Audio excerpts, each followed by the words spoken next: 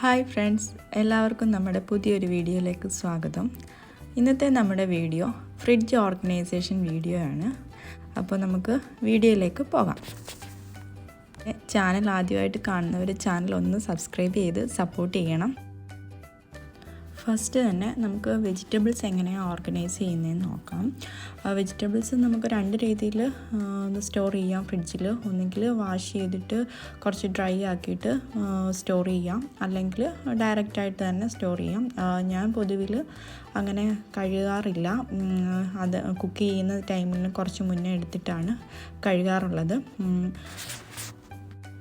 മുളക് ഫ്രിഡ്ജിൽ സ്റ്റോർ ചെയ്യുന്നതിന് മുന്നേ അതിൻ്റെ ഞെട്ട് കളഞ്ഞിട്ട് വേണം സ്റ്റോർ ചെയ്യാൻ.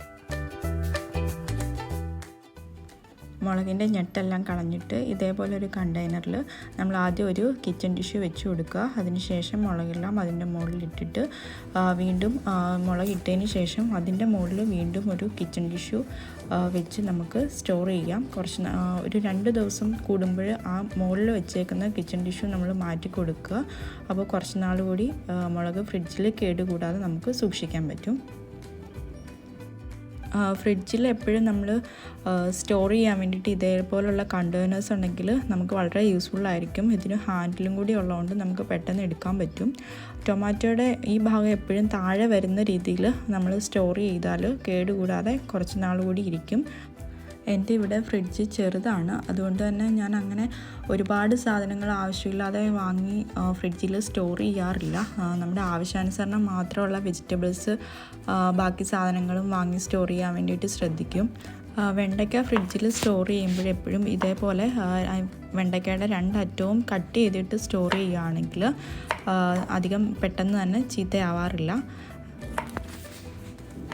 വെണ്ടയ്ക്ക സ്റ്റോർ ചെയ്ത് ആ കണ്ടെയ്നറിൽ തന്നെ കുറച്ചുകൂടെ സ്പേസ് ഉണ്ട്. അപ്പം ഞാൻ അതിനകത്ത് തന്നെയാണ് ക്യാരറ്റും വെക്കാൻ പോകുന്നത്. അതാകുമ്പോൾ നമുക്ക് ഫ്രിഡ്ജിൽ കുറച്ചുകൂടെ സ്ഥലം കിട്ടും. ഒരേ കണ്ടെയ്നറിൽ തന്നെ നമുക്ക് 2 വെജിറ്റബിൾസ് സ്റ്റോർ ചെയ്യുകയാണെങ്കിൽ സ്പേസ് ഉണ്ടെങ്കിൽ അങ്ങനെ നമുക്ക് യൂസ് ചെയ്യാം. ഇതേപോലെ പാക്കറ്റിൽ കിട്ടുന്ന ഫ്രൂട്ട്സും വെജിറ്റബിൾസും ഞാൻ അതേപോലെ തന്നെയാണ് ഫ്രിഡ്ജിൽ സ്റ്റോർ ചെയ്യുന്നത്. വെളുത്തുള്ളി, ഇഞ്ചി, നാരങ്ങ എല്ലാം ഇതേപോലെ പാർട്ടീഷനുള്ള കണ്ടെയ്നറിൽ വെക്കുകയാണെങ്കിൽ നമുക്ക് കുറച്ചുകൂടെ എളുപ്പമായിരിക്കും. ഞാൻ വെളുത്തുള്ളി, ഇഞ്ചിയും നാരങ്ങയും ഇതിലും, പിന്നെ നമുക്ക് പെട്ടെന്ന് എടുക്കാൻ വേണ്ടിയിട്ടുള്ള എന്നും ഡെയിലി ഉള്ള ആവശ്യത്തിനുള്ള മുളകും ഇതിനകത്ത് തന്നെയാണ് വെക്കുന്നത്. അതാകുമ്പോൾ നമുക്ക് പെട്ടെന്ന് തന്നെ എടുക്കാൻ പറ്റും. മല്ലിയില ഇതേപോലെ ഒരു ബോട്ടിൽ വെള്ളത്തിൽ മുക്കി വെച്ചിരുന്നാൽ കേടുകൂടാതെ നമുക്ക് 1-2 ആഴ്ചയോളം വെക്കാൻ സാധിക്കും. ഇത് ഞാനിപ്പോൾ ഒരാഴ്ചയായി, ഒരു കേടും വന്നിട്ടില്ല. ഇവിടെ കറിവേപ്പില ഇതേപോലൊരു പാക്കറ്റിലാണ് കിട്ടുന്നത്. ഞാനപ്പോൾ അങ്ങനെ തന്നെയാണ് അത് ആവശ്യാനുസരണം എടുത്തിട്ട് അതേപോലെ തന്നെ വെച്ച് അങ്ങനെ തന്നെയാണ് സ്റ്റോർ ചെയ്യാറുള്ളത്. പുറത്തെടുത്ത് വെച്ചിട്ട് എനിക്ക് അത് പെട്ടെന്ന് തന്നെ ചീത്തയാവുന്നത് പോലെ തോന്നി. അപ്പോൾ ഇങ്ങനെ തന്നെയാണ് ഞാൻ കറിവേപ്പില സ്റ്റോർ ചെയ്യുന്നത്. നമ്മൾ മുട്ട എപ്പോഴും ഇതേപോലൊരു ട്രെയിൽ വെച്ചാൽ നമുക്ക് ഫ്രിഡ്ജിൽ നന്നായിട്ട് സ്പേസ് യൂട്ടിലൈസ് ചെയ്യാൻ പറ്റും. നമ്മൾ മുട്ട വാങ്ങുന്ന അതേ ട്രെയിൽ തന്നെ വെച്ചാൽ നമുക്ക് ഫ്രിഡ്ജിൽ കുറേ സ്ഥലം അതിന് വേണ്ടിയിട്ട് പോകും. അപ്പോൾ ഇങ്ങനൊരു ട്രേ ആണെങ്കിൽ കുറേ കൂടി ഫ്രിഡ്ജിലെ സ്പേസ് നമുക്ക് യൂസ് ചെയ്യാൻ പറ്റും. ഇനി നമുക്ക് ഫ്രിഡ്ജ് ഓർഗനൈസ് ചെയ്യുന്നതിന് മുന്നേ തന്നെ ഫ്രിഡ്ജിൻ്റെ ഉൾഭാഗം ഒന്ന് ക്ലീൻ ചെയ്യാം. ക്ലീൻ ചെയ്യുന്നതിന് വേണ്ടിയിട്ട് ഞാനൊരു ഹോം മെയ്ഡ് സ്പ്രേ ആണ് എടുത്തിട്ടുള്ളത്. അതിന് വേണ്ടിയിട്ട് ഇതേപോലൊരു സ്പ്രേ ബോട്ടിൽ 3/4 ഭാഗത്തോളം നമ്മുടെ വെള്ളവും 1/4 ഭാഗം വിനെഗറും പിന്നെ അതിൻ്റെ ബാക്കി ഭാഗം നമ്മൾ യൂസ് ചെയ്യുന്ന ഡിഷ് വാഷിംഗ് ലിക്വിഡുമാണ് എടുത്തിട്ടുള്ളത്. ഫ്രിഡ്ജ് ക്ലീൻ ചെയ്യുന്നതിന് മുന്നേ എപ്പോഴും ഫ്രിഡ്ജ് ഓഫ് ആക്കിയിട്ട് ചെയ്യാൻ ശ്രദ്ധിക്കുക. ഇത് ഞാനിപ്പം ഫ്രിഡ്ജ് ഒരുവിധം ക്ലീൻ ആണ്, അപ്പോൾ പെട്ടെന്നുള്ള ക്ലീനിങ് ആയതുകൊണ്ടാണ് ഫ്രിഡ്ജ് ഓഫ് ആക്കാത്തത്. അല്ലാതെ നമ്മൾ ഡീപ്പ് ക്ലീൻ ഒക്കെയാണ് ചെയ്യുന്നതെങ്കിൽ എപ്പോഴും ഫ്രിഡ്ജ് ഓഫ് ആക്കിയിട്ട് മാത്രം ചെയ്യാൻ ശ്രദ്ധിക്കുക.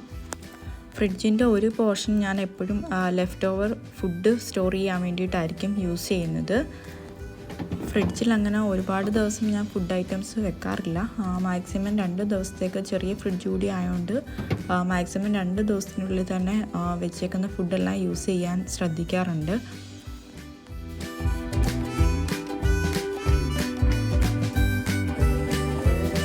ഇനി നമുക്ക് നേരത്തെ എടുത്ത് വെച്ചേക്കുന്ന വെജിറ്റബിൾസ് എല്ലാം സ്റ്റോർ ചെയ്യാം.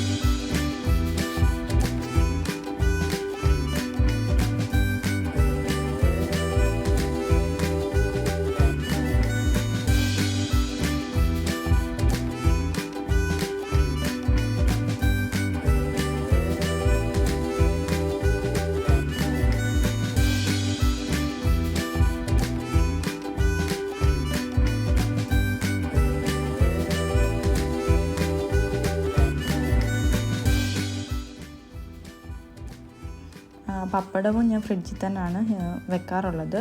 അതാകുമ്പോൾ കുറച്ചുകൂടി കേടുകൂടാതെ നമുക്ക് യൂസ് ചെയ്യാൻ പറ്റും.